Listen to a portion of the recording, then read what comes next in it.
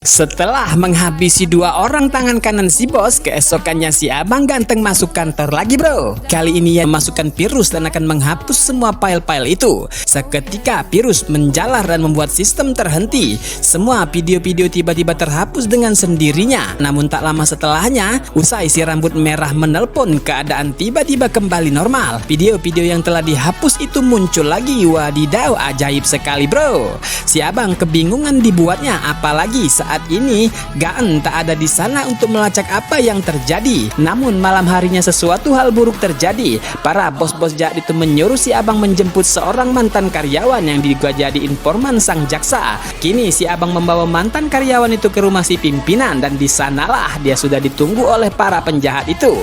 Mereka memukul kepalanya hingga berdarah, mengikatnya di kursi. Mereka juga memukul si abang ganteng karena menolak menembaknya dengan panah.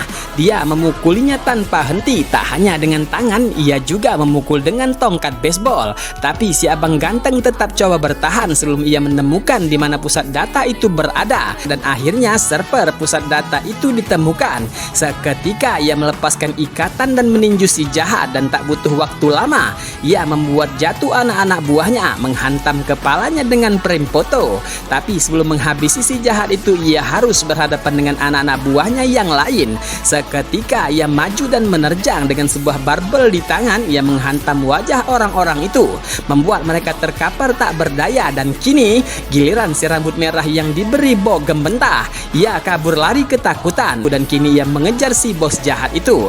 Ia pergi ke kandang ayam yang siapa sangka itu adalah penyamaran untuk server data semua video miliknya. Itu ibarat harta karun baginya bro. Tapi kini Bang Ganteng segera meringsek masuk ke sana. Ia mendobrak pintu kawat itu. Hingga tak lama temannya datang dan langsung menabrakkan mobilnya.